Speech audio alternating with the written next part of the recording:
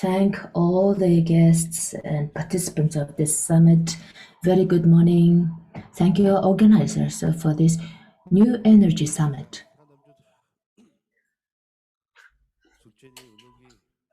I would like now to make a presentation on the current situation and perspective development of the power transmission grid.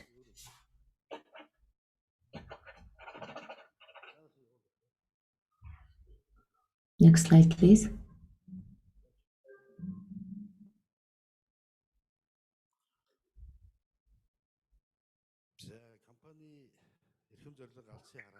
So I'm going to present mission, the company structure, and service areas.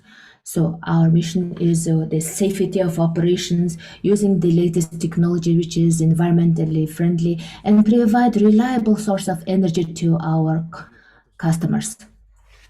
We would like to become a smart grid. That is our vision. So we have defined this mission and vision in 2009, and we still pursue them. This is showing the organizational chart. We are 100% state-owned company, joint stock company. We have 5 branches in Mongolia, and we are providing the electricity to more than 300 urban settlements around the country. The service area shows that we provide more than 2,000 kilometers or 220 kilowatt overhead transmission lines, 3,858 kilometers of 110 kilowatt overhead transmission lines, and 12 kilometers of 35 kilowatt overhead transmission lines. And we are also providing you the number of substations placed around the country. So we are providing the services to 18 provinces, 272 towns, covering 1.2 square kilometers of land, and we have 5,062,000 customers. Here we are showing to you the current status of the overhead transmission lines. So we are facing many difficulties, and you are all aware of it. If you look into the aging of the overhead lines, we see that 67% of the total overhead lines need to be really replaced. 49 overhead lines have been used more than 20 years.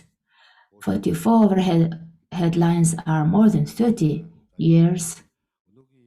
So, and overall, the current status of the overhead transmission lines shows that they have been constructed in 60s until 80s when the industrial development was rapidly promoted in Mongolia, and it was supported by the Soviet Union at the time. But now the aging is really, really high. In addition, another challenge that we face is they are ultra long lines. Actually, by plan, we need to go to the next stage. However, in the current situation, the ultra-long lines are exceeding the normative standards.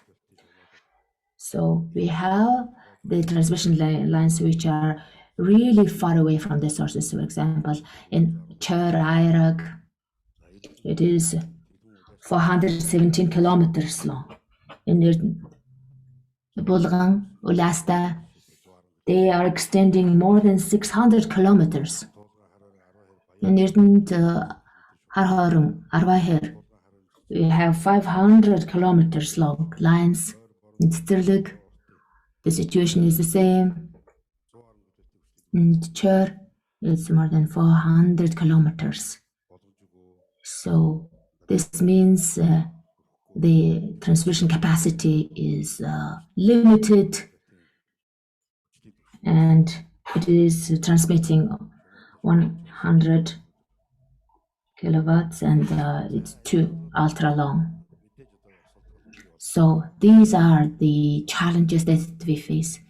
So it requires lots of maintenance. There are high frequency of disruptions, and because most of the lines are in the same circuit, whenever one part of it is under maintenance, we have to cut the power for the whole areas. So the capacity of transmission lines is low. It's not adequate to provide the internal demand. And we need to provide many equipment that need to either increase or decrease the voltages.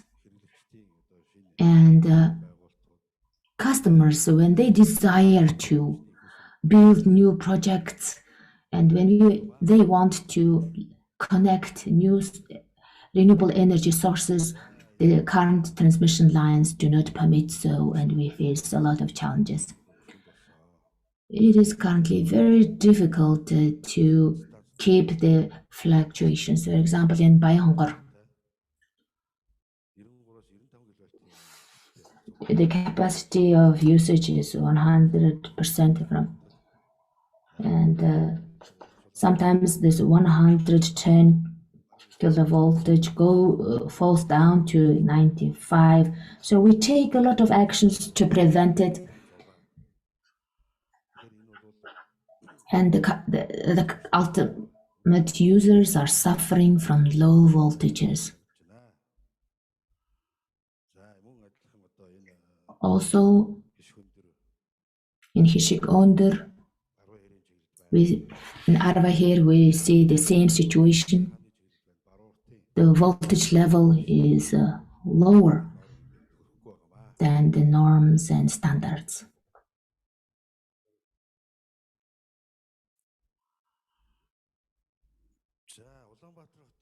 In Ulaanbaatar city, if you look into the situation, we have big and small circuit networks, and we see that the consumption of Ulaanbaatar city is exceeding the current capacity. Many substations are overloaded, and here I'm showing to you the transmission lines in Ulaanbaatar city. So you can see the numbers here, and you see that all of these lines have been loaded to the fullest capacity. So the previous speakers mentioned that we are replacing the wires and lines with the ones which have better capacity to transmit. And we are also creating opportunities to decrease the overloaded activities of the substations, but still in Ulaanbaatar city, we have high risk of overloading the current substations and the networks. The transmission grid, we face all these problems, and our company is taking its own measures with its own investment, and this is the work that we have conducted so far. For example, 110 kilovolt and 220 kilovolt overhead lines, such as number 2007, 2008, Underhan Murung Harharung in the Array here, which have lots of outages, were installed with polymer and aerodynamic elements, reducing the number of outages by 30 to 70%. We have installed compensators in reactors in Bayangkor and Bainteg and Senshad substations, which have high voltage fluctuations and inadequate transmission capacity. So that improved the transmission capacity to an appropriate level. Also, the lines number 225, 215, 216, Narvaher, Polong, and Murong overhead lines were strengthened at the necessary points to replace the suspension towers into tension towers. Also, in Zamio, Darvaher, and So we were dictated by the availability of the funds. Therefore, were not able to fully replace these conductors. I also mentioned this overhead wires numbers, so 107, 108, 109, 10, 149. We have replaced the wires with modern high transmission capacity conductors. As a result,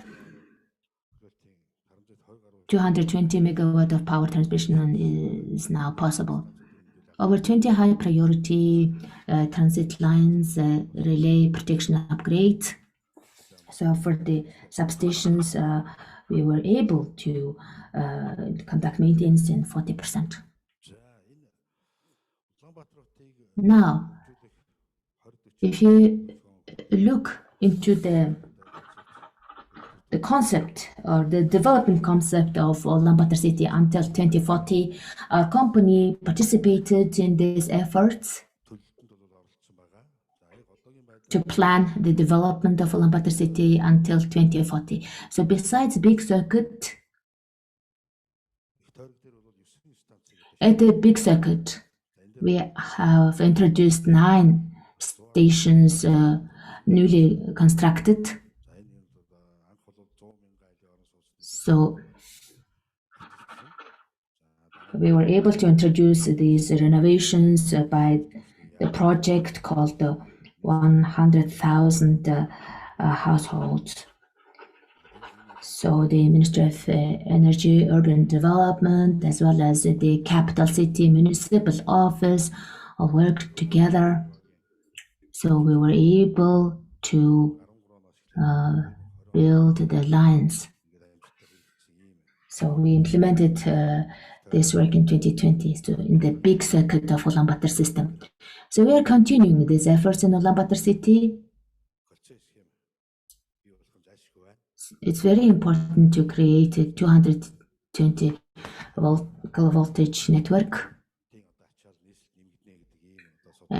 because preliminary calculations of the development of Ulaanbaatar City until 2040 says that the power load of the capital city will reach 1,950 megawatts. So to meet this demand, it's very important that we create 220 kilovoltage circuit network in Ulaanbaatar. So we initiated this project and the general plan was approved. Also, the government plan, new revival policy, is also promoting innovations in the energy sector. So you saw what are the challenges we are facing in the energy sector. And we are planning to add more substations and transmission lines. The first one is in Mandal-Gobi Arvaher 220 kilovoltage substation construction project. So this proposal will be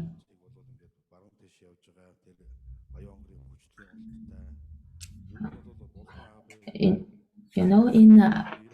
Bulgan A and B transmission lines, we have lots of overload. So in order to ensure the standards, we need to really build this infrastructure. That's why we are proposing to build this substation in Arvaher. So World Bank soft loans are used to finance this project. And currently, the State Secretary of Energy is meeting with the World Bank project coordinator. Also, in Baganur Chingiz Chebalsan, we have a 220 kilovoltage substation construction project ongoing. And this is included into the action plan of Mongolian government. It is a part of the new revival policy. And again, the Ministry of Energy requested the World Bank to provide the soft loans to finance, and the negotiations are underway. The design work is done with the government budget funds. Bagnur Chur substation extension of Bagnur and Chur substation is under discussion for many years. We want to ensure that we have a 220 kilovoltage. So Chur substation has two transformers, and it's serving as a hub. And also in the future in Bagnur, we also believe it's going to serve as a hub within the grid. Many lines are going out of Bagnur. That's why in Bagnur in Chur, two circuits need to be connected. So again, the design drawings and studies have been done by the government fund, and we are going to implement this project by the soft loan of the World Bank in its third package of the projects. Also, the Songandarhan substation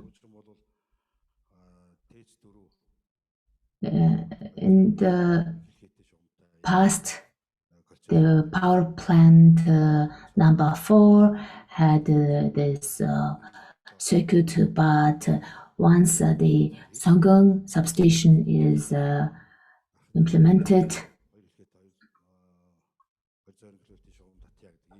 we are proposing to link it with Darhang substation and have 230 kilometers of the 220 kilovoltage overhead transmission lines to link Songang and Darhang. So the source is not clear, but the design work is done by the government funds.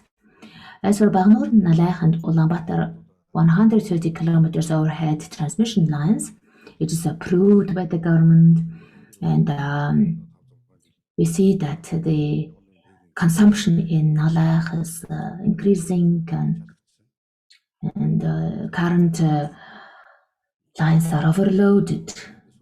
That's why we are proposing to have this substation of 220 kilovoltage substation in Nalach district. Also, we are planning to have another substation in Sirgeleng, and we want to have this 220 kilovoltage overhead transmission lines to be constructed around the Bogda mountain, so that there is another local circuit. In Sirgeleng and Nalach district, we are planning to construct the substations, and in Sirgeleng, the substation is to be financed by JICA project. So it is also planned within the new satellite city development plans, and the government of Japan, or JICA, is to provide the funding. In Sanshan, the Tsagan Sovrok, we are planning to do the construction of 200 kilometers of 220 kilovoltage overhead transmission lines. We would like to extend Sanshan and Tsagan Sovrok substation. So we have requested EBRD to provide a soft loan to finance this work. So once in Sanshan, we will have a substation. In Tsagan Sovrok, last year we already have built a substation. So we would like to connect these two, so that in the future, when the mining projects are operating in Gobi region, we would like to provide the energy supply from the substations. Also, in regard to the Tauntalga thermal power plant construction, we are planning to build and construct 167 kilometers long overhead transmission line of 220 kilovoltage to link Tauntalga and Oyutalga. So it will be implemented. As you know, the Erden Burung is now going to launch the largest capacity hydropower plant. It's very important to build the transmission lines, and ADB already agreed to provide the concessional loan. And as I mentioned, the new IRA city will be built in Hushicht Valley near the new airport, and the power supply is to be solved through the JICA project. And the final one is talking about Erdent Mining Company.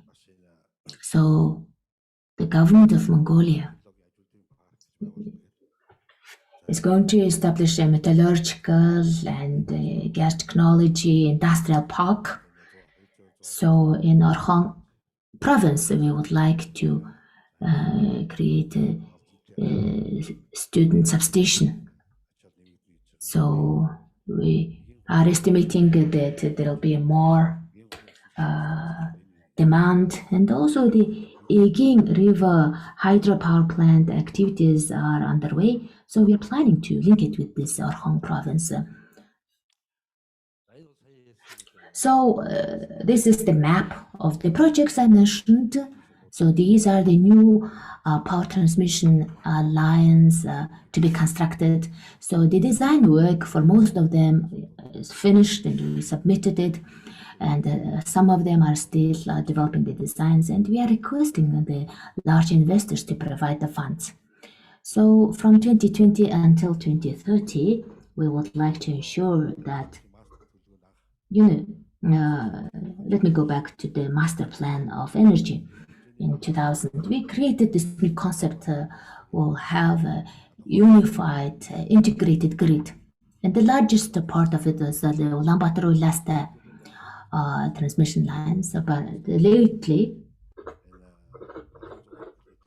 in Vision 2050, we have included a provision that we are going to construct the transmission lines that will link horizontally, and that allows Erdenboring hydropower plant to participate in the grid, and we will implement this concept of integrated grid of Mongolia. Lately, we are also importing energy from China and Oitalua. So this is portrayed in this map. So we are ensuring that there is a need for us to connect China's Inner Mongolia power system through HVDC.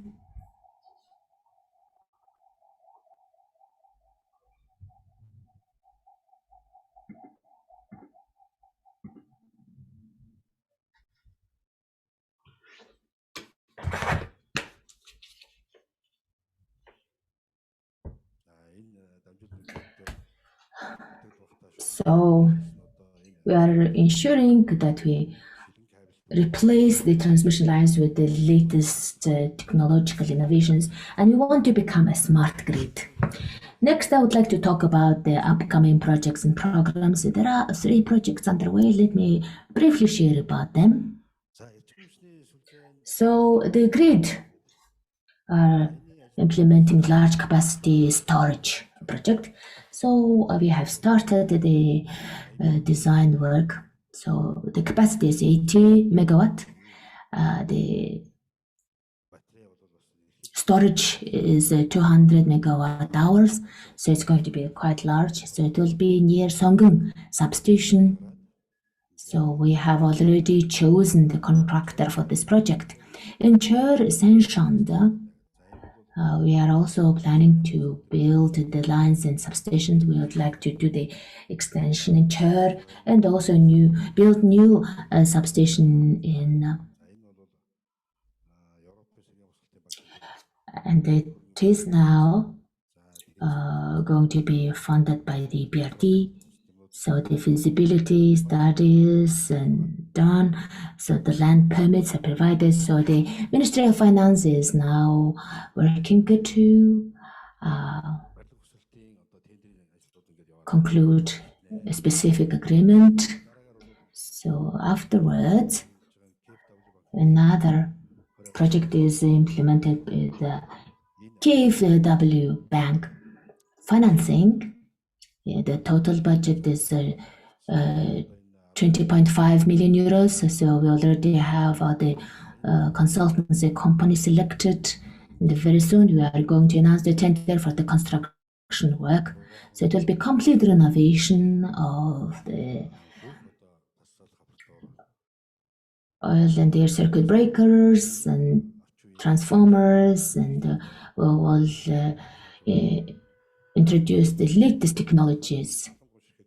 For example, the 73 oil and air circuit breakers of 110 kilovoltage and 225 current transformers will be completely renovated at the 39 substations. Also, we are going to do the complete renovation of 112 35 kilovolt oil circuit breakers, 256 current transformers will be renovated.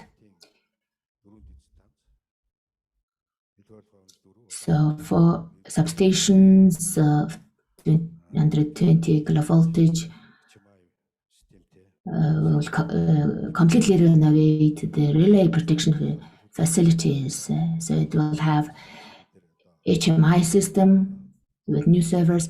It includes in Ulaanbaatar, Darhang, Ertin substations. And in Ulaanbaatar, we would like to have completely automated system.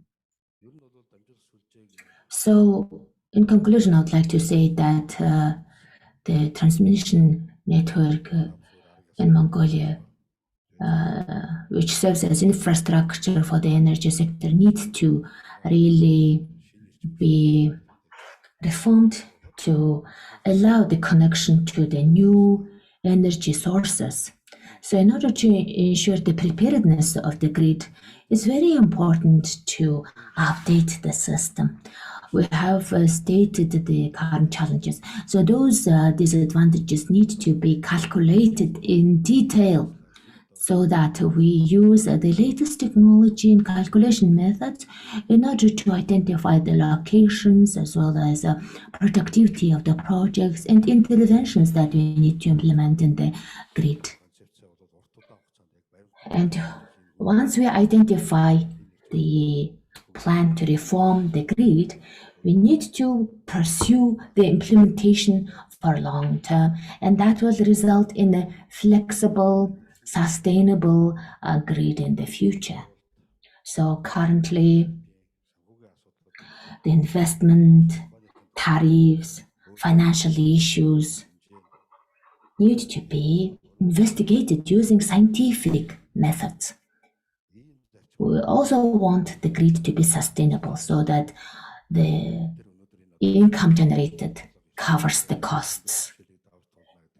I believe this is the solution to overcome the challenges.